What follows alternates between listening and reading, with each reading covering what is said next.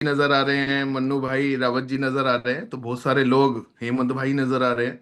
तो बहुत सारे लोग जो हमारे दिग्गज पार्टी हैं या दिग्गज वर्कर हैं, वो सारे के सारे यहाँ पे नजर आ रहे हैं। खैर, आज जो हमारा टॉपिक रहेगा, आज why Dholera, why invest in Dholera, हम इसके ऊपर डिस्कस करेंगे। देन वाई विद मिरिक, हम इसके ऊपर डिस्कस करेंगे। एंड लास्ट में हम थोड़ा सा सेशन लेंगे क्वेश्चन आंसर का, 5-10-15 मिनट का। और जो अपना स्पार्क 2, जो हमारा 28 तारीख का एक बहुत मेगा इवेंट होने जा रहा है, उसके बारे में भी हम 5-10 मिनट के लिए अपने जो एसोसिएट्स हैं, वर्कर हैं, उनके लिए हम डिस्कस करेंगे। तो मैं शुरुआत करता हूँ धुलेरा की। और क्योंकि हम सब टाइम के पक्के हैं और हर एक के लिए वैल्यूबल टाइम है, तो कोई आता रहेगा ठीक है, नहीं तो हम बिना किसी टाइम को वेस्ट करते हुए आगे की प्रेजेंटेशन को शुरू करते हैं। आधा पौना मैक्सिमम 1 घंटे का हमारा समय रहेगा। और कुछ जो नए लोग हैं या जो नए एसोसिएट्स हैं, जो जस्ट अभी धुलेरा में वर्किंग शुरू करी है या इन्वेस्टमेंट करना चाहते हैं, उनके लिए बेहतरीन आपको इन्फॉर्मेशन रहेगी। मैंने पेपर के ऊपर स्पेशल कुछ कट टू कट बातें लिखी हैं, जिन बातों का एक इन्वेस्टर से रिलेटेड होती हैं, इन्वेस्टर से रिलेटेड है वे सारी की सारी बातें, जिससे कि वो समझ सके कि मैं इन्वेस्टमेंट क्यों करूं धुलेरा में। तो हिंदी में मैं शब्दों का यूज करूंगा, हिंदी में, और बड़े ही सिंपल वे में आपको समझाने की कोशिश करूंगा कि धुलेरा क्या है। तो मैं हितेश भाई से रिक्वेस्ट करना चाहूंगा कि वो शेयरिंग करें। और एक ये पेपर मैंने यहाँ पे लिखा है, जो कि आप लोगों को यहाँ पे नजर आ रहा होगा। और शुरुआत करता हूं मैं। आज सबसे पहले, हर जगह इन्वेस्टर है, और इन्वेस्टर को अपॉर्चुनिटीज की जरूरत होती है। जैसे मैं खुद एक इन्वेस्टर हूं, और मुझे भी अपॉर्चुनिटीज की जरूरत होती है कि भैया मेरा पैसा कैसे मल्टीप्लाई हो। तो जो इन्वेस्टर है वो हमेशा दो चीजों का ध्यान रख के पैसा इन्वेस्ट करता है। सबसे पहले तो, जो मैं पैसा लगा रहा हूं भाई, वो कितना सेफ एंड सिक्योर है, उसकी क्या गारंटी है। दूसरा, वो कितना एप्रिशिएट हो सकता है। अगर ये दोनों चीजें इन्वेस्टर की समझ में आ जाती हैं, तो आप अगर उसे बोलो कि भैया चांद पे पैसा लगाना है, तो वो चांद पे भी पैसा लगा देगा। तो जिस प्रोजेक्ट के बारे में मैं आप लोगों से यहाँ पे डिस्कस करने जा रहा हूँ, अगर उसकी सेफ्टी एंड सिक्योरिटी की बातचीत करें, तो 100% सेफ एंड सिक्योर है। और अगर एप्रिसिएशन की बातचीत करें, तो ये आपको 2 गुना, 5 गुना, 10 गुना, 20 गुना, 50 गुना, जितने का आप पेशेंस रख सकते हैं, ये प्रोजेक्ट इससे भी ज्यादा आपके पैसे को मल्टीप्लाई करने के लिए ताकत रखता है। तो शुरुआत करते हैं। जो मैंने ये कुछ लिखा है, मैं वर्ड्सों पे ज्यादा जाऊंगा, और जो मैंने ये लिखा है ब्लैक पेन से, इसको आप थोड़ा कॉपी कर सकते हैं और मेरे वर्ड्सों से रिलेट कर सकते हैं। 2008 के अंदर, इन 2008, यस वेरी गुड, आप कर्सर भी लेकर चले करते रहिएगा। 2008 के अंदर इंडियन गवर्नमेंट का एक प्रपोजल आता है कि हिंदुस्तान में एक बिजनेस हब होना चाहिए, जस्ट लाइक ए शंघाई, जिससे कि जो हमारी इंडिया की जीडीपी है वो स्ट्रांग हो पाए, स्टेबल हो पाए और आगे बढ़ पाए। तो जी, बिजनेस हब कहाँ लगाएं? बहुत सारे कारणों से गुजरात को फाइनल किया जाता है, क्योंकि गुजरात अपने आप में एक इकोनॉमिकली स्ट्रांग है। आज अगर गुजरात को हम एक कंट्री मान ले, तो ये पूरे वर्ल्ड के अंदर 5वें 6ठे नंबर पे आता है। तो गुजरात को फाइनल किया जाता है। अब गुजरात में कहा, गुजरात तो बहुत बड़ा है। भावनगर के पास एक गांव का नाम है धुलेरा। तो सरकार इसको फाइनल करती है। इसको फाइनल करने का कारण क्या था? क्योंकि इसके चारों तरफ खाली जमीन है।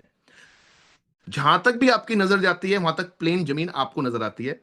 तो अब सरकार क्या करती है, इस गांव के अंदर 22 + 11 गांव और ऐड करती है, और सबसे पहले इसको तहसील के अंदर कन्वर्ट कर देती है। और जिस बिजनेस हब की हम बातचीत कर रहे थे, उस बिजनेस हब का एरिया निकल के आता है 920 स्क्वायर किलोमीटर। अब 920 स्क्वायर किलोमीटर को हम समझ सकते हैं कि ये एरिया अहमदाबाद से बड़ा है, मुंबई से बड़ा है, सिंगापुर से बड़ा है। ऑलमोस्ट जितना बड़ा दिल्ली है, तकरीबन ये इतना बड़ा एरिया है।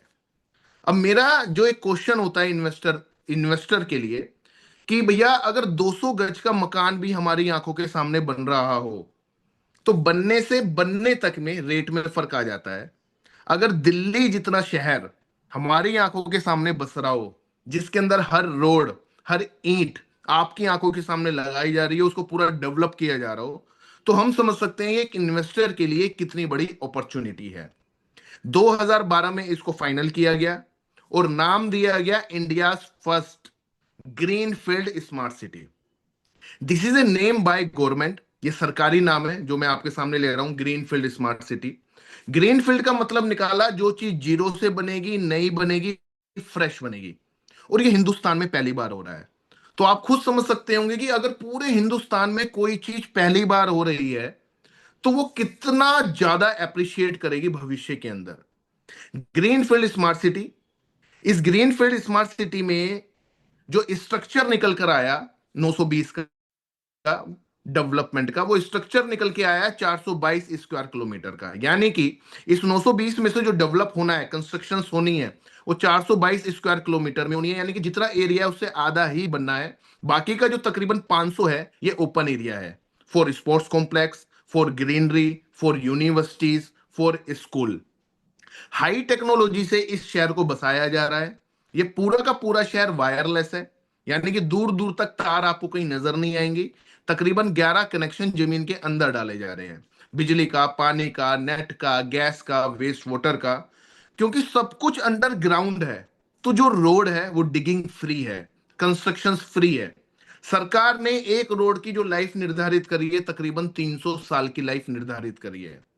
ये पूरा का पूरा शहर वाईफाई से चलने वाला, और तकरीबन 10,000 से ज्यादा यहां पर सेंसर प्रपोज्ड है।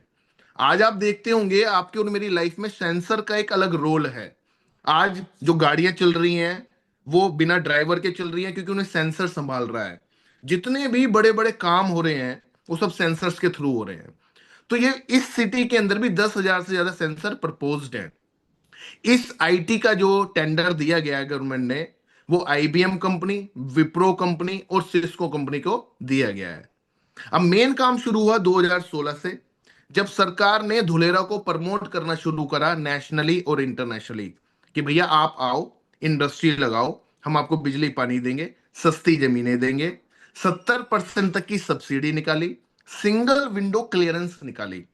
सिंगल विंडो क्लियरेंस, जब कोई इंडस्ट्री आती है तो तकरीबन उसे 17 अप्रूवल्स की जरूरत पड़ती है।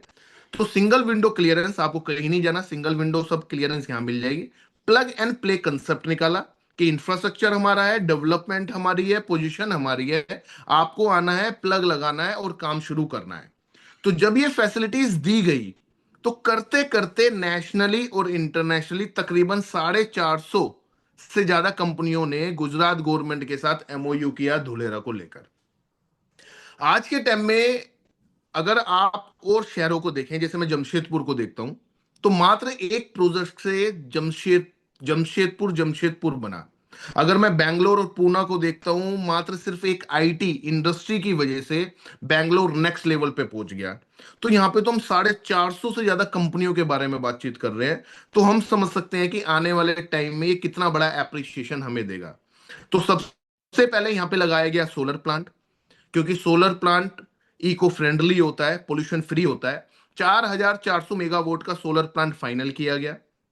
ये सोलर प्लांट 4,400 मेगावाट को अगर मैं देखता हूं तो ये इतना बड़ा 4,400 होता है कि ये पूरे बिहार को, पूरे कैलकाटा को बिजली दे सकता है, जो सिर्फ दिल्ली जितने शहर धुलेरा के लिए लगाया जा रहा है। टाटा जैसी कंपनियों को टेंडर मिले, टाटा ने काम शुरू करा, और टाटा अभी तक 300 मेगावाट तैयार कर चुका है, जो अहमदाबाद गवर्नमेंट को सप्लाई करता है। अब अगर देखा जाए तो बनना तो 4,400 है, जिसमें से बना मात्र 300 है। तो ये 300 को अगर हम देखें तो 300 कितना होता है? 300 तकरीबन इतना होता है कि ये पूरे नोएडा को बिजली दे देगा, पूरे गाजियाबाद को बिजली दे देगा, ये इतना बड़ा होता है। 300 को जब आप लाइव देखेंगे तो तकरीबन ये 5 किलोमीटर के एरिया में लगा है। बनना है 4,400। तो ये कितना बड़ा प्रोजेक्ट है, कितना इंफ्रास्ट्रक्चर चाहिए, कितना रॉ मटेरियल चाहिए। तो जब कोई इतना बड़ा प्रोजेक्ट जो कभी हवा में था, पेपरों में था, सिर्फ कागजों में था, जब वो रियलिटीज में आ जाता है और काम होना शुरू हो जाता है, टाटा जैसी कंपनियां इन्वॉल्व हो जाती हैं, तो जो इससे रिलेटेड कंपनियां हैं, जैसे रिन्यू पावर को अगर आप सर्च करोगे तो रिन्यू पावर अपने आप में एक बहुत बड़ी कंपनी है, जिसने आज से कुछ समय पहले धुलेरा में 100 एकड़ के अंदर 2,000 करोड़ का प्रोजेक्ट चालू करा।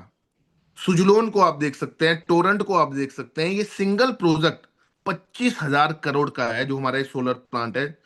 4,400 मेगावाट। तो 25,000 करोड़ का सिंगल ये एक प्रोजेक्ट है। दूसरे नंबर पे अगर मैं डिस्कस करूंगा तो दूसरे नंबर पे हम डिस्कस करेंगे एयरपोर्ट को। एयरपोर्ट की कामयाबी हम सब लोग जानते हैं। हम सब लोग मे बी टप्पल जेवर से वाकिफ हैं। हम सब लोग गुड़गांव से वाकिफ हैं कि एक एयरपोर्ट आने से कितनी बड़ी फैसिलिटीज या कितना बड़ा जंप रियल एस्टेट के अंदर आता है। इस एयरपोर्ट को नाम दिया गया है धुलेरा इंटरनेशनल एयरपोर्ट। सरकार ने फर्स्ट फेज के लिए 1500 हेक्टेयर जमीन अलॉट करी। सारी क्लियरेंस कंप्लीट हुई, सारे टेंडर ओपन हुए और दिसंबर 2022 में वहां पे काम होना शुरू हो गया। आज अगर मैं करंट पोजीशन देखता हूं वहां पे एयरपोर्ट की, तो तकरीबन 2 रनवे ऑलमोस्ट कंप्लीट हो चुके हैं, 4 किलोमीटर का और 3.5 किलोमीटर का, जो कि मार्च 2026 तक जिनकी टेस्टिंग है। और सरकार 2026 में इस एयरपोर्ट का फर्स्ट फेज कंप्लीट करेगी। ये 80% कार्गो है और 20% पैसेंजर है। जैसे पूरे एशिया को, जैसे टप्पल जेवर को अगर मैं देखता हूं, तो ये पूरे एशिया का सबसे बड़ा पैसेंजर एयरपोर्ट डिक्लेयर्ड हुआ। तो आप टप्पल जेवर को आज से 10 साल पहले के रेट देख ले, आज के रेट देख ले, जमीन आसमान का फर्क है। ऐसे ही ये पूरा एशिया का सबसे बड़ा कार्गो एयरपोर्ट बन रहा है, जिसमें 80% अगेन कार्गो है और 20% पैसेंजर है। तीसरे और लास्ट नंबर पे मैं डिस्कस करूंगा सेमीकंडक्टर चिप प्लांट। आज के टाइम में जितने हम ऑनलाइन हो रहे हैं, जितनी डेवलपमेंट हो रही है, उतनी ही चिप की हमें जरूरत पड़ती है। बच्चे के खिलौने से लेकर एयरप्लेन तक, मेट्रो तक, बैंक तक, एटीएम तक, या जितनी भी बड़ी से बड़ी आप इंडस्ट्री को देखोगे तो उसमें सेमीकंडक्टर का रोल है। चाहे वो हमारी गाड़ियां हो, सेमीकंडक्टर यानी कि चिप प्लांट। अगर इस चिप प्लांट को देखते हैं तो मैक्सिमम पूरे वर्ल्ड की जो मैन्युफैक्चरिंग है वो ताइवान गवर्नमेंट के पास है, उसकी अपनी मोनोपोली है। अभी ताइवान गवर्नमेंट ने टाटा के साथ कोलैबोरेशन करके वर्ल्ड का तीसरा और एशिया का सबसे बड़ा सेमीकंडक्टर प्लांट अनाउंस किया धुलेरा के अंदर, जो कि 91,000 करोड़ का है। 91,000 करोड़। 13 मार्च 2024 को मोदी जी ने इसकी फाउंडेशन रखी। आज अगर इसकी हम करंट सिचुएशन देखें, करंट कंडीशन देखते हैं, तो तकरीबन 400-500 जेसीबी या इससे भी ज्यादा जेसीबी लगी हुई हैं, जो रात दिन इसको बनाने के लिए काम कर रही हैं। 2027 में ये ऑपरेशनल होना है। ये इतना बड़ा प्लांट है कि इसके अंदर डायरेक्टली 25,000 लोग डायरेक्टली काम करेंगे और तकरीबन 1 लाख प्लस जॉब ये इनडायरेक्ट क्रिएट करेगा। ये ना ही सिर्फ धुलेरा या गुजरात की, ये बल्कि पूरे हिंदुस्तान की इकोनॉमी को चेंज करेगा। आज अगर मैं शंघाई को देखता हूं, आप स्टडी करिएगा, तो शंघाई आज से 30 से 35 साल पहले जस्ट एक गरीब गांव हुआ करता था।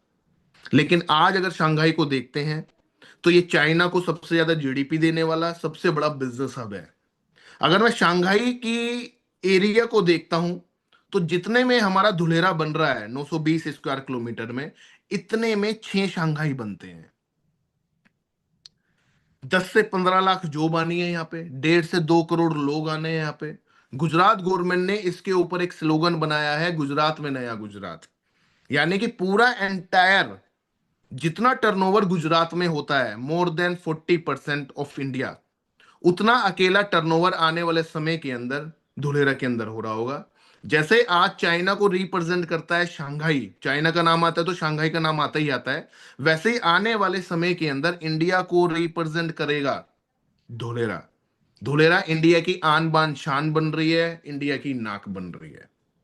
ये सारी वे चीजें मैंने आपको बताई हैं जो कि गवर्नमेंट की वेबसाइट से उठाकर ही बताई है, इन्हें आप भी रीचेक कर सकते हैं। ये सारी वे चीजें हैं जो कि बहुत कम बताई गई हैं, जो कि एक इन्वेस्टर की इन्वेस्टमेंट को 2 गुना, 10 गुना, 20 गुना, 50 गुना करने की ताकत रखते हैं। अब जैसे जैसे समय बीतता चला जाएगा वैसे वैसे डेवलपमेंट होती चली जाएगी और वैसे वैसे रेट ऑटोमेटिकली बढ़ते चले जाएंगे। तो ये एक मैंने आपको ओवरव्यू दिया धुलेरा का।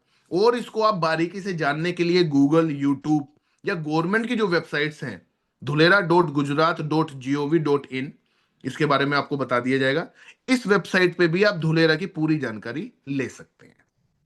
अब नेक्स्ट चैप्टर की तरफ मैं चलूंगा, जिसे मैं बोलता हूं लीगल इलीगल। क्योंकि जब जमीन का मामला आता है तो दिमाग में बहुत सारे लीगल इलीगल पॉइंट आते हैं। बहुत सारे बिल्डर भागे हैं, बहुत सारे बिल्डर जेल में गए हैं, या बहुत सारी गवर्नमेंट की रणनीतियां अलग अलग रहती हैं। गुजरात के अंदर रियल इस्टेट कैसे काम करता है, कैसे हम बिल्कुल 100% सेफ एंड सिक्योर हैं, जैसे मैंने पहली लाइन ये बोली थी आपको। तो सबसे अच्छी बात क्या है गुजरात की, कि गुजरात में जितना भी रियल इस्टेट है, टोटल A to Z वो पूरा ऑनलाइन है। किसी भी जमीन को आप देखना चाहें, गवर्नमेंट की वेबसाइट पे जाकर ऑनलाइन आप चेक कर सकते हैं। पूरा गुजरात पिछले 5 साल से मात्र हिंदुस्तान का एक ऐसा स्टेट है जिसके अंदर रजिस्ट्रियां भी ऑनलाइन है।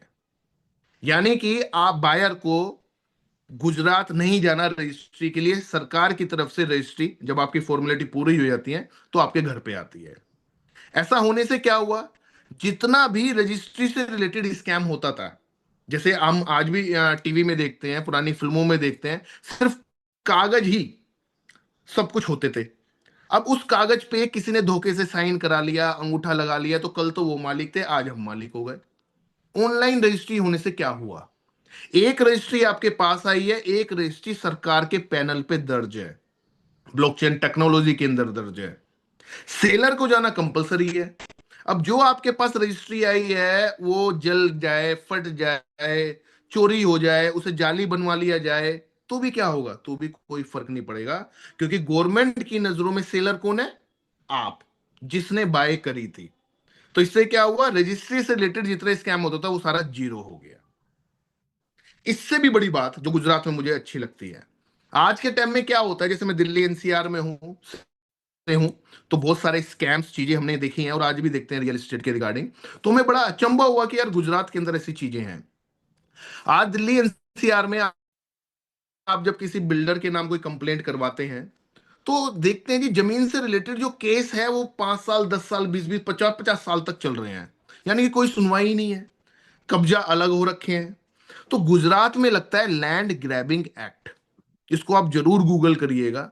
ये इतना पावरफुल एक्ट है, इतना पावरफुल कानून है, जिसकी वजह से पूरे गुजरात के अंदर अनऑथराइज प्रॉपर्टी, कब्जा, सब कुछ स्टॉप होता है।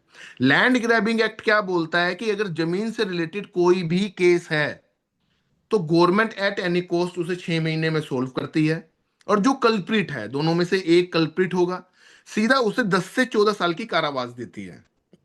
इस एक्ट की वजह से पूरे गुजरात के अंदर अनऑथराइज प्रॉपर्टी नहीं है, इस एक्ट की वजह से कब्जाबाजी नहीं है, इस एक्ट की वजह से पूरे गुजरात के अंदर सरकार की परमिशन के बिना जमीन के अंदर कुछ नहीं होता। ये एक बहुत अच्छी बात है, इसे आप जरूर सर्च करिएगा। इससे भी एक नेक्स्ट पॉइंट पे मैं आना चाहूंगा, जो और ज्यादा स्ट्रोंग है और ज्यादा कहेगा कि यार वाह क्या बात है। आज के टाइम में अगर मैं देखता हूं कि जगह जगह बुलडोजर चल रहे हैं, तो जगह जगह बुलडोजर कौन सी जमीन पे चल रहे हैं, कहते हैं जी अनऑथराइज जमीन पे चल रहे हैं। बिल्कुल सही बात है। अगर उस अनऑथराइज जमीन को थोड़ा सा मैं और लेबोरेट करूं, तो अनऑथराइज जमीन का मतलब हुआ कि एक किसान के पास खेती की जमीन थी, किसी बंदे ने उससे खरीद ली क्योंकि सस्ती मिल रही थी। अब उसने अपना दिमाग लगाकर वहां पे 50 गज, 100 गज, 200 गज के प्लॉट काट दिए और बांट दिए। गुजरात में सबसे अच्छी बात क्या है, कि जो खेती की जमीन है, जिसे एग्रीकल्चर लैंड बोलते हैं, वो नॉट फॉर सेल है। यानी कि आप और मैं खेती की जमीन नहीं ले सकते। लेनी है तो क्या करना पड़ेगा, सबसे पहले सरकार से उसको लैंड यूज चेंज, जिसको 143 बोला जाता है, जिसको NA बोला जाता है, कि एग्रीकल्चर को नॉन एग्रीकल्चर में कन्वर्ट कराना पड़ेगा। अब अगर किसी कारणवश वो कन्वर्ट नहीं हुई तो मेरे नाम रजिस्ट्री नहीं हो सकती, और मेरे नाम जब रजिस्ट्री नहीं होगी तो मैं बेच भी नहीं पाऊंगा। यानी कि एग्रीकल्चर लैंड को नॉन एग्रीकल्चर में कन्वर्ट कराना पड़ेगा। जब नॉन एग्रीकल्चर में कन्वर्ट हो जाती है तो उसके बाद रजिस्ट्री होती है। अब रजिस्ट्री होने के बाद उसके बाद उसका नक्शा पास होगा। नक्शा पास गवर्नमेंट के रूल्स रेगुलेशंस के हिसाब से होगा, जो भी गवर्नमेंट के कायदे कानून है उसके हिसाब से होगा, और सबके लिए बराबर होगा। अब नक्शा पास होने के बाद अब उसे टाटा बना ले, रिलायंस बना ले, नॉर्मल इंसान बना ले, बिल्डर बना ले, कोई फर्क नहीं पड़ता। तो ये जो प्रोसेस है, एग्रीकल्चर से नॉन एग्रीकल्चर का होना, नक्शा पास होना, और हर प्रॉपर्टी पे आपको एक सर्वे नंबर भी मिलता है। जब इस सर्वे नंबर को हम गुजरात गवर्नमेंट की साइट पे डालते हैं, तो who is the owner of this property, किसकी है, कितनी है, सब कुछ A to Z गवर्नमेंट की जो वेबसाइट्स हैं उसके ऊपर आपको नजर आ जाता है। तो ये कुछ इतनी प्यारी चीजें हैं, इतनी अच्छी सेफ एंड सिक्योर चीजें हैं। रजिस्ट्री का ऑनलाइन होना, लैंड ग्रैबिंग एक्ट लगना, एग्रीकल्चर से नॉन एग्रीकल्चर में कन्वर्ट होना, agriculture land note for sale होना, तो ये गजब की चीज है अपने आप में, जिसकी वजह से निश्चित होकर गुजरात के अंदर हम पैसा इन्वेस्ट कर सकते हैं और करवाते हैं। एलएनटी जैसी कंपनियों को इसका कॉन्ट्रैक्ट दिया हुआ है, इस पूरे के पूरे धुलेरा का 920 स्क्वायर किलोमीटर का। साथ में जो इसके जो आर्किटेक्ट है, अगर ये मैंने लिखा हुआ है हेल्क्रो एंड जैकोब्स इसके आर्किटेक्ट है, ये यूएसए के सबसे बड़े आर्किटेक्ट हैं। ये 70 स्मार्ट सिटी ऑलरेडी डेवलप कर चुके हैं। This is a big name, Halcrow and Jacobs. आज अगर आप पाम जुमेरा देखोगे दुबई का, तो उसका आर्किटेक्ट कौन है? उसका आर्किटेक्ट हेल्क्रो है। ऐसे बहुत सारी चीजों का आर्किटेक्ट हेल्क्रो एंड जैकोब्स है, तो धुलेरा का भी आर्किटेक्ट हेल्क्रो एंड जैकोब्स ही है। ये बहुत बड़ी बात है अपने आप में। साथ में एक कंपनी और बताऊं मैं आपको, एकोम। अगर एकोम को भी आप सर्च करें, AECOM, ये यूएसए की सबसे बड़ी इंफ्रास्ट्रक्चर मैनेजमेंट कंपनी है। तो धोलेरा की भी सबसे बड़ी इंफ्रास्ट्रक्चर मैनेजमेंट कंपनी भी एकोम ही है, क्योंकि इसे इंटरनेशनल लेवल पे बनाया जा रहा है। उसे उस कदर बनाया जा रहा है जो कि आज तक पूरे वर्ल्ड के अंदर कोई ऐसी सिटी नहीं बनी। इसीलिए इंटरनेशनल कंपनीज ही इसको टेक केयर कर रही हैं, इसके आर्किटेक्ट है, इसको मैनेज कर रही हैं।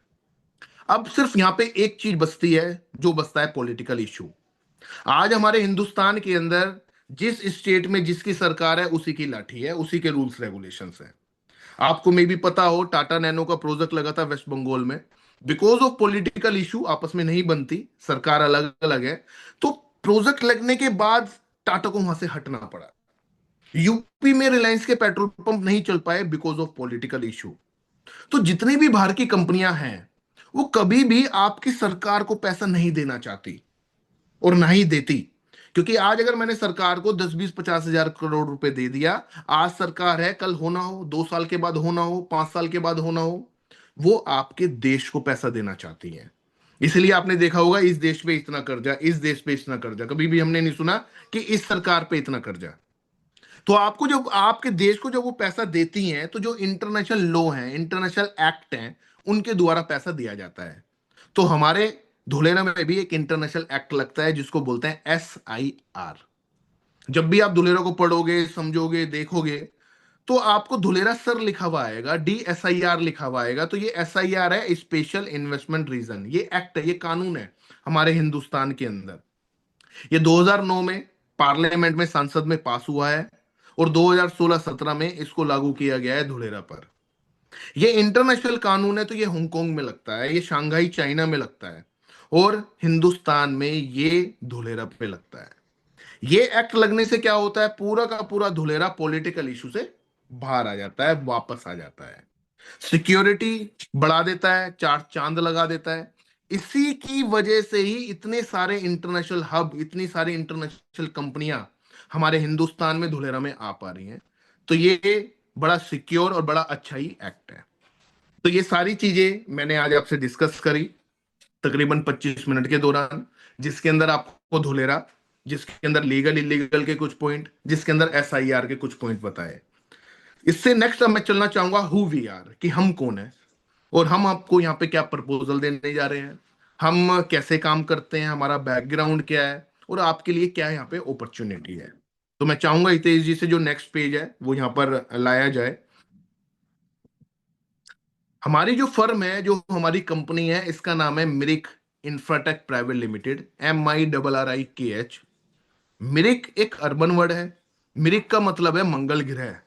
तो जमीन को शुद्ध माना जाता है, अच्छा माना जाता है, मंगल माना जाता है, इसलिए नाम मिरिक रखा गया है। हमारा जो हेड ऑफिस है वो सूरत में है पिछले 15 साल से, यानी कि हम सूरत बेस्ड कंपनी है। इसके बाद हमने अपने कुछ ब्रांच ऑफिस ओपन करे, अहमदाबाद में, वापी में, उदयपुर में, और सेक्टर 90 नोएडा अल्फाथम के अंदर। ये हमारे सारे ब्रांच ऑफिस हैं। 2010 में हमने रियल एस्टेट इंडस्ट्री में कदम रखा था गुजरात में, और 2016-17 में name of Mirik Infratech private limited हमने कदम रखा धुलेरा में। हम सिर्फ और सिर्फ धुलेरा में ही काम करते हैं। आप समझ सकते होंगे कि 8 साल से अगर आप कोई रेगुलर कोई काम कर रहे हो और ईमानदारी से काम कर रहे हो, आपके कमिटमेंट पूरे हो रहे हो, तो आप किस लेवल पे पहुंच जाते हैं, जो कि आज मिरिक इंफ्राटेक प्राइवेट लिमिटेड पहुंचा है। आज इस 8 साल के दौरान मिरिक धुलेरा के अंदर 25 प्रोजेक्ट लॉन्च कर चुका है, जो कि अभी तक किसी भी और अदर बिल्डर से मैं कंपैरिजन करता हूं तो ये सबसे बड़ी संख्या है। इस 25 प्रोजेक्ट में 22 प्रोजेक्ट हमारे रेजिडेंशियल प्लॉट्स के रहे हैं, 3 प्रोजेक्ट हमारे इंडस्ट्री प्लॉट्स के रहे हैं। इन 25 प्रोजेक्ट में से तकरीबन 21 प्रोजेक्ट हम सोल्ड आउट कर चुके हैं, बेच चुके हैं, लोगों की रजिस्ट्री कर चुके हैं। अगर मैं अभी देखता हूं पूरे हिंदुस्तान में, तो तकरीबन हम 8,000 से ज्यादा रजिस्ट्रियां लोगों को दे चुके हैं। और ना ही सिर्फ हम हिंदुस्तान में, हिंदुस्तान के भी बाहर, क्योंकि सब कुछ ऑनलाइन है, हम तकरीबन 10 देश, चाहे वो जर्मन हो, चाहे यूके हो, यूएस हो, ओमान हो, कतर हो, दुबई हो, थाईलैंड हो, यहां पर भी हम 100 से ज्यादा रजिस्ट्रियां लोगों को अभी तक भेज चुके हैं। तो ये एक हमारा बैकग्राउंड था। एक येलो वाला, मैं हितेश जी से बोलूंगा कि एक जो येलो वाला हमारा प्रोफाइल बुक है, वो जरा एक बार आप ओपन करें, जिससे कि थोड़ी चीजें मैं और मैप और बहुत सारी चीजें वहां पे मैं क्लियर कर पाऊं।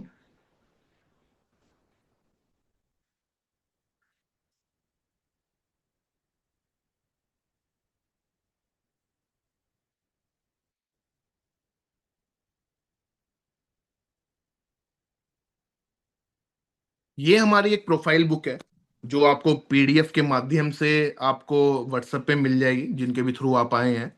तो इसको जरूर आप देखिएगा।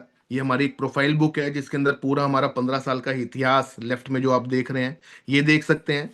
ये जो राइट में आप देख रहे हैं ब्लैक कोट में, he is the CM of Mirik Infratech private limited, he is the founder and director of Mirik Infratech private limited, mister Rajeel Jahangir. ये सूरत में रहते हैं और जमीन का काम करते हैं। इनके बराबर में जो आप देख रहे हैं, CM of Gujarat mister Bhupendra भाई पटेल हैं। राजीव जी ने 10 साल के दौरान जीरो से हीरो बने हैं ये धुलेरा के अंदर। इन्होंने धुलेरा की बिल्कुल चीजें ही चेंज कर दी, डेफिनेशन ही चेंज कर दी। इन्होंने अपने सारे कमिटमेंट पूरे करे हैं।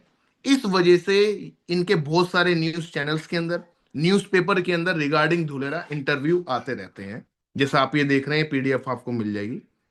नेक्स्ट पेज पे जाएं। आज अगर इसको देखते हैं, जैसे मैंने आपको पहले भी बताया, आज तकरीबन हमारे 8,500 से ज्यादा कस्टमर हैं। और सबसे अच्छी बात मैं आपको एक चीज बताना चाहूंगा कि इस 8,500 में तकरीबन 1,500 से ज्यादा कस्टमर हमारे रिपीटेड हैं, जिन्होंने हम पे दोबारा इन्वेस्टमेंट करी है। कोई 2 साल पहले आया, कोई 5 साल पहले आया, कोई 7 साल पहले आया, जिन्होंने दोबारा हमसे प्लॉट लिए हैं। आगे चलिए, चलते रहिए, चलते रहिए। ये राइट में अगर आप देखेंगे तो हमारे कुछ प्लॉट्स के नाम हैं, जैसे मयूर एरो सिटी, मयूर इवाना, मयूर इंडस्ट्रियल हब, मयूर ग्रीन्स। तो हर एक में अगर आप देख रहे हैं तो सब में कॉमन नाम है मयूर। तो ये मयूर क्या है, थोड़ा सा और ऊपर करें हितेश जी।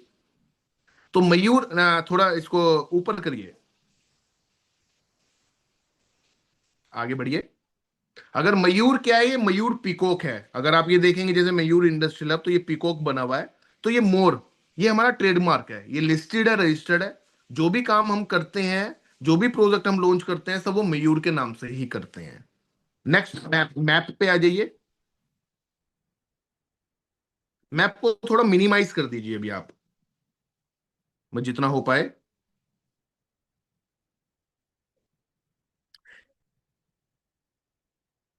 हाँ, इसको थोड़ा सा सेट कर दीजिए।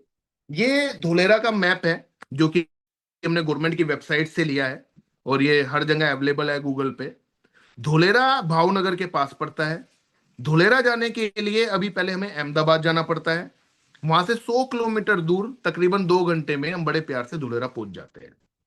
अब ये राइट हैंड पे आप एक पीली लाइन देख रहे होंगे, ये एक एक्सप्रेसवे बनाया जा रहा है अहमदाबाद से धोलेरा के लिए, जो कि तकरीबन 98% कंप्लीट है। और मुझे अभी जानकारी मिली कि ये तकरीबन चालू भी हो चुका है। ये 109 किलोमीटर का एक्सप्रेसवे से फायदा क्या हुआ कि जो डिस्टेंस धुलेरा से 100 किलोमीटर था, अब वो 75 किलोमीटर रह गया है। जहां अभी हमें 2 घंटे लगते थे, अब हम 45 मिनट्स के अंदर मात्र इस एक्सप्रेसवे पे अहमदाबाद से धुलेरा आ जाते हैं। तो ये बहुत बड़ी सक्सेस है। ये 109 किलोमीटर का एक्सप्रेसवे टोटल वेस्टेज से बनाया गया है, 15 फीट जमीन से ऊपर बनाया गया है। और जो इसकी विड्थ रखी गई है भविष्य के लिए, यानी कि चौड़ाई, वो आप जानकर हैरान हो जाएंगे अगर पहली बार आप यहाँ पे सुन रहे हैं, बैठ रहे हैं। तो इसकी जो विड्थ रखी गई है वो 250 मीटर की रखी गई है। 250 मीटर को अगर मैं फुट में कन्वर्ट करता हूं तो ये मोर देन 750 फीट्स की विड्थ रखी गई है। अगर मैं देखता हूं कि दूसरा ऐसा एक्सप्रेसवे पूरे हिंदुस्तान में कहां है, अगर मैं आपसे पूछता हूं, तो जवाब आएगा कहीं भी नहीं है। फर्स्ट टाइम इन इंडिया 10 लेन जाने की, 10 लेन आने की, जिसको अभी 4-4 लेन से शुरू किया गया है ऑलमोस्ट। जैसे जैसे डेवलपमेंट पॉपुलेशन आती चली जाएगी वैसे वैसे ये बढ़ता चला जाएगा। इसकी एक और खास बात है कि आज अगर आप इसे सैटेलाइट के थ्रू देखें तो एक रोड आपको जाने की मिलेगी, बीच में गैप मिलेगा, और एक रोड आने की मिलेगी। तो ये गैप किस चीज का है? हाई स्पीड वंदे मेट्रो भी सेम इसी रोड से प्रपोज्ड है भविष्य के लिए। ये राइट में थोड़ा एयरपोर्ट दिखलाएं हितेश जी। ये जो राइट में आप देख रहे हैं धुलेरा इंटरनेशनल एयरपोर्ट, ये एयरपोर्ट डेवलप हो रहा है, जिसके अंदर मैंने बताया था 2 रनवे ऑलमोस्ट कंप्लीट हो चुके हैं, 4 किलोमीटर और 3.5 किलोमीटर का। 2026 के अंदर इस एयरपोर्ट को मान्यता मिल जाएगी, इस एयरपोर्ट का फर्स्ट फेज चालू हो जाएगा। सोलर पार्क दिखलाएं एक बार टाटा का, राइट में। ये जो आप देख रहे हैं ब्लू कलर से सोलर पार्क है, ये जो 300 मेगावाट 5 किलोमीटर के एरिया में डेवलप हो चुका है। जितना भी राइट में आप ये एरिया देख रहे हैं स्काई ब्लू, ये सारा का सारा सोलर पार्क 4400 मेगावाट यहीं पर ही आना है। अब थोड़ा सा इसको मिनिमाइज करें, मैप को पूरे को। अब हम कहां पर हैं अगर देखेंगे, थोड़ा सा बड़ा कर दें क्योंकि थोड़ा नजर नहीं आएगा, थोड़ा सा कर दें जिसमें हमारा जो SIR के अंदर वो है, इसको थोड़ा थोड़ा सा ऊपर कर दें। अब हम कहाँ हैं? जितना भी मयूर के नाम लिखे हुए हैं, जैसे एक बार कर्सर दिखलाएं, मयूर इंडस्ट्रियल एस्टेट SIR में।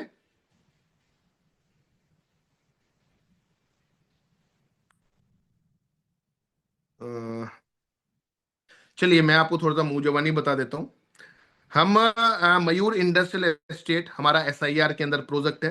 इसके बाद ऊपर जितने भी आप येलो देख रहे हैं, मयूर ग्रीन्स, मयूर पैराडाइज, मयूर अनंता, मयूर कल्प, मयूर विहार, मयूर इवाना, मयूर इंडस्ट्रियल एस्टेट, मयूर एरो सिटी, जितने भी मयूर स्वास्तिक, मतलब कि अब इतने सारे नाम हो चुके हैं। तो इसके अंदर 4-5 नाम इसके अंदर है भी नहीं, जो अभी लेटेस्ट हमारे इन्वॉल्व हुए हैं। अभी हमने लेटेस्ट जो लॉन्च करा है परसों ही, वो करा है मयूर एंक्लेव 5। तो एक बार कर्सर वहां लेकर जाएं क्योंकि वो यहाँ पे अपडेट नहीं है। और मैं चाहता हूं कि एक बार आप मयूर एंक्लेव 5 का ब्रोशर ओपन कर दें। यहाँ पे सबसे अच्छी बात जो मेरे को लगी कि जो भी आप प्लॉट लेंगे, चाहे वो इंडस्ट्रियल लें चाहे वो रेजिडेंशियल लें, चाहे मेर से लें चाहे पड़ोसी से लें, आपको प्लॉट गेटेड सोसाइटी के अंदर ही मिलेगा। ये एक बहुत बड़ी बात है।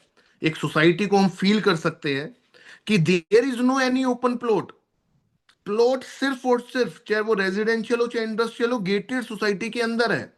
तो गेटेड सोसाइटी अगर आपके पास है तो बाहर का कोई बंदा नहीं आ सकता, बाहर की गाड़ी नहीं आ सकती, ठेले नहीं आ सकते, अननेसेसरी एक्टिविटी सारी स्टॉप। कितनी बड़ी सिक्योरिटी, कितनी क्लीन, सेफ, पीसफुल वो सोसाइटी होगी जो गेटेड सोसाइटी है। तो यहां पर गेटेड सोसाइटी कल्चर है, there is no again open plot. तो ये बहुत बड़ी बात है। जब सोसाइटी होती है तो हम सोसाइटी के अंदर ही सेफ फील करते हैं, सोसाइटी के अंदर ही रहते हैं, जिसकी वजह से सोसाइटी आगे बूम कर रही होती है। तो ये मयूर एंक्लेव 5 है, इसका थोड़ा सा ऊपर धीरे धीरे लेके जाएं। ये गम्फ के अंदर पड़ता है, इसकी लोकेशन भी मैं अभी इसी में दिखलाऊंगा। क्योंकि गेटेड सोसाइटी है तो इसके अंदर जो बेसिक एमिनिटीज हैं, जैसे क्लब हाउस हो गया, जैसे इंडोर आउटडोर एक्टिविटीज हो गई, स्विमिंग पूल हो गए, जिम हो गए, बच्चों के खेलने की चीजें हो गई, इसके अंदर प्रेयर रूम हो गया जिसे हम टेम्पल भी बोलते हैं, गार्डन हो गए, ये सारी की सारी चीजें एज ए कंपनी आपको प्रोवाइड करती है क्योंकि गेटेड सोसाइटी के अंदर आपने प्लॉट लिया है। इसके अंदर तकरीबन 200, ये हमारा छोटा प्रोजेक्ट है, इसके अंदर तकरीबन हमारे 237 प्लॉट है। और मिनिमम प्लॉट की अगर मैं देखता हूँ तो तकरीबन तकरीबन 133 गज है। और मैक्सिमम प्लॉट साइज अगर मैं देखता हूँ तो तकरीबन 350 गज है। अब इसको थोड़ा सा और ऊपर करें, एक बार इसका मैं एरिया दिखला देता हूँ, फिर मैं अपने अपने वाले ही पेज पे आ जाऊंगा, वहां पे मैंने इसकी पूरी कैलकुलेशन कर रखी है। इसको हाँ और ऊपर करिए आप, मैप पे आइए, इसके मयूर एन्क्लेव के मैप पे आइए। अगर इसको हम देखते हैं तो ये 8 किलोमीटर धुलेरा इंटरनेशनल एयरपोर्ट से है, 8 किलोमीटर एबीसीडी बिल्डिंग जो गवर्नमेंट की बिल्डिंग है जो पूरे धुलेरा को टेक केयर करती है। 6 किलोमीटर जो भी मैंने ये एक्सप्रेस वे बताया आपको येलो कलर का, और 1 किलोमीटर जो आपका बस स्टैंड है और जो धुलेरा की बाउंड्री है वहां से ये मात्र 1 किलोमीटर है। आप ये ऑरेंज कलर का देख सकते हैं, मयूर एंक्लेव, जो ये 5 दिखलाया जा रहा है आपको, जो ये निशान है, तो near to expressway, near to airport society के अंदर आपको प्लॉट मिलता है, गेटेड सोसाइटी जो कि पूरी डेवलप करके आपको हैंडओवर की जाती है। अब मेरे ब्लैक वाले उस पे आ जाइए आप, हितेश भाई, वहां से मैं कैलकुलेशन बता देता हूं कितने का प्लॉट है, क्या है, कैसे है।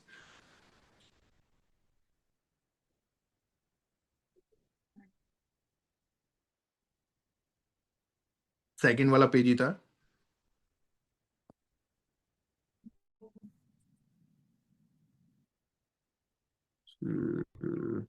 Okay, okay. मयूर एंक्लेव 5 जिसके अंदर 237 प्लॉट हैं, इसको थोड़ा लार्ज आप कर सकते हैं। Minimum plot size 133 square yard का है, मैक्सिमम प्लॉट साइज 350 गज का है। रेट है इसके 8,500 रुपए पर गज, 3 महीने की पेमेंट के साथ। 8,490 है, ये मैंने राउंड फिगर के अंदर इसको 8,500 रुपए लिख दिया, और 1 मंथ पेमेंट के साथ 8,000 पर गज का रेट है। अब मेरा आपसे ये क्वेश्चन है, जो भी इन्वेस्टर हैं या जो जमीन के बारे में जानकारी रखते हैं, 100% government approved land use change, नक्शा पास, गेटेड सोसाइटी के अंदर आपको एक प्लॉट मिलता है, जहां पे दुनिया जहां की इतनी सारी इंडस्ट्रीज आ रही हैं, इतनी सारी कंपनी आ रही है, दिल्ली जितना शहर बस रहा है, वहां पे आपको एक प्लॉट मिलता है जिसका रेट है मात्र 8,000 या 8,500 रुपए गज। अगर ये मैं रेट कहीं और देखता हूं कि मुझे ये रेट कहाँ मिल सकते हैं, जैसे मैं दिल्ली एनसीआर में हूं तो मेरे 50 किलोमीटर, 100 किलोमीटर, 200 किलोमीटर, 500 किलोमीटर, मेरे ख्याल से अगर हम जो जिस भी गांव के हैं, अगर हम वहां पे भी देखेंगे तो लैंड यूज चेंज आपको ये रेट नहीं मिलने वाले हैं। तो गेटेड सोसाइटी में वहां क्यों मिल रहे हैं फिर? क्योंकि अभी वहां पे एंड यूजर नहीं है। तो एंड यूजर कब आएगा? जैसे जैसे बेसिक कम्युनिटीज, जैसे जैसे डेवलपमेंट, जैसे जैसे इंडस्ट्रीज आती चली जाएंगी, वैसे वैसे वहां पे एंड यूजर आता चला जाएगा, जो कि मेरा मानना है तकरीबन 2028। अभी अगर मैं देखता हूं तो गवर्नमेंट ने अभी इसी साल 200 बेड का हॉस्पिटल, स्कूल, आपका फायर ब्रिगेड, आपका फूड जोन, इन सब के टेंडर ओपन करे हैं, जो कि 2-3 साल के अंदर जगह अलॉट हो गई है, जो कि 2-3 साल के अंदर कंप्लीट भी हो जाएंगे। तो जैसे जैसे डेवलपमेंट आ जाएगी, जैसे जैसे फैसिलिटीज आ जाएगी, वैसे वैसे एंड यूजर आ जाएगा। तो अभी कौन जा रहा है? अभी जा रहा है सिर्फ इन्वेस्टर। और ये जो रेट है वो भी इन्वेस्टर के लिए ही है, आप समझ सकते हैं। 8,000 रुपए, 9,000 रुपए, 10,000 रुपए पर गज के रेट कोई मायने नहीं रखते, वो भी सोसाइटी के अंदर, गेटेड सोसाइटी के अंदर, वो भी प्लॉट। भाई हमें तो ये पता है 500 साल पहले जितनी जमीन थी आज भी उतनी ही जमीन है, और आगे भी इतनी जमीन रहेगी। आप जमीन ले रहे हैं, आप उस जमीन का एक हिस्सा बनते हैं। तो ये एक बहुत अच्छी इन्वेस्टमेंट है अपने आप में। जिन लोगों ने आज आपको यहाँ पे बुलाया है उसके बारे में और बारीकी से आप इसकी कैलकुलेशन समझ सकते हैं। जब आप पेमेंट 3 महीने में या 1 महीने में कर देते हैं, तो सबसे पहले आपको क्या होता है, आपका एक हमारी तरफ से लीगल एग्रीमेंट जाता है, आपकी रिसीविंग जाती है, अलॉटमेंट लेटर जाता है। लीगल एग्रीमेंट किस चीज का जाएगा वो भी बताऊंगा। साथ में आपको एक प्लस पॉइंट और मिलता है। वो प्लस पॉइंट क्या मिलता है? जो भी आपका बेसिक अमाउंट है, बेसिक सेल प्राइस, यानी कि 8,000 या 8,500 रुपए, उसके ऊपर हम आपको 1.1, उसके ऊपर हम आपको 1% पर month as a assured return हर महीने देते हैं, आपके अकाउंट पे देते हैं, टीडीएस काट के देते हैं। और इसके ऊपर हम एक 100 रुपए का लीगल एग्रीमेंट कोर्ट से नोटराइज करा के आपको देते हैं। और ये पैसा आने वाले 36 महीने, यानी कि 3 साल तक आपके रेगुलर हम देते हैं। तो तकरीबन 36% ऑफ योर इन्वेस्टमेंट यहाँ पे हम आपको पैसा वापस करते हैं। अब जो ये पैसा हम आपको दे रहे हैं, सबसे पहली बात तो ऐसा नहीं है कि हमने अपने प्रोडक्ट के रेट बढ़ाए हुए हैं और वहां से हम आपको ये 36% दे रहे हो। नहीं, जो हमारे रेट है और तकरीबन जो मार्केट के रेट है ऑलमोस्ट वो सेम है। Depend on quality, depend on area, depend on location, matter करता है। 200 400 500 रुपए का फर्क हो सकता है लोकेशन के हिसाब से। तो जो ये 36% 3 साल में हम आपको देते हैं, वो हम अपने एक्चुअल प्रॉफिट में से देते हैं। अब ये एक्चुअल प्रॉफिट कहां से आता है और कितना आता है, इसको थोड़ा आप समझने की कोशिश करिएगा। तो ये 1% जो आप समझ रहे हैं, ये इजीली आपको समझ में आ जाएगा। आज जितना भी पैसा हमारे पास आता है, तकरीबन 100 करोड़ रुपए से ज्यादा हर महीने कंपनी के पास आते हैं। आज हम तकरीबन 600 700 प्लॉट हर महीने बेचते हैं। अब जो ये पैसा आ रहा है, इसमें से तकरीबन 50 60% पैसा अगेन जमीन में जाता है। जब जमीन में ये पैसा जाता है तो हमने क्या करा, बल्क में जमीन ली, कच्ची जमीन ली, और उसे जब उसका नंबर आया 1.5 साल बाद, 2 साल बाद, 1 साल बाद, 3 साल बाद, तो हमने उसे इसी तरीके से, जैसे अभी हमने ये मयूर एंक्लेव लॉन्च करा, इसी तरीके से अपना एक प्रोजेक्ट लॉन्च कर दिया। तो आप मानते होंगे कि जब भी कोई चीज बंदा होलसेल में खरीदेगा, बल्क में खरीदेगा, तो उसके रेट और जो मार्केट के रेट है उसमें जमीन आसमान का फर्क होता है। 1% की वजह से क्या हुआ कि मेरे पे बल्क में पैसा आया, मैंने वो जमीन में डाल दिया, जिसकी वजह से मेरे को प्रॉफिट निकल के आया, साथ में मेरा सारा माल भी बिक गया। आज कोई भी प्रोजेक्ट हम लॉन्च करते हैं, मैक्सिमम टू मैक्सिमम 3 महीने के अंदर वो सोल्ड आउट हो जाता है। अब जैसे ये जो प्रोजेक्ट आप देख रहे हैं, ये परसों लॉन्च हुआ है, 237 प्लॉट। हमारी सारी इन्वेंट्रियां ऑनलाइन है। अगर आप ऑनलाइन इन्वेंट्री चेक करेंगे तो मेरे ख्याल से ज्यादा से ज्यादा 170 180 प्लॉट होंगे सिर्फ 3 दिन के दौरान। यानी कि हमने 37 तकरीबन 60 प्लॉट बेच दिए। तो ये हमारी पावर है, ये हमारे, क्योंकि हम कमिटमेंट पूरे करते हैं मार्केट में। 10 साल से बैठे हुए हैं, 2019 से हम रेगुलर लोगों को एश्योर्ड रिटर्न देते हैं, अपने पूरे वादे करते हैं। साथ में यहाँ पे बिल्डअप और कारपेट एरिया लगता है, जिनके थ्रू आप आए हैं उनसे आप इसकी कैलकुलेशन समझ सकते हैं। रेजिडेंशियल में तकरीबन ये 35 से 40% जाता है, इंडस्ट्री में तकरीबन ये 30 से 35% जाता है। तो ये ओवरऑल मैंने आपको सारी चीजें, सारी कैलकुलेशन, सारी इंफॉर्मेशन दी। अब हम 10 मिनट के लिए यहाँ पे ओपन फॉर ऑल कर देते हैं, या हितेश जी जैसे भी आप करते हो वैसे कर लीजिए, जिसके भी कुछ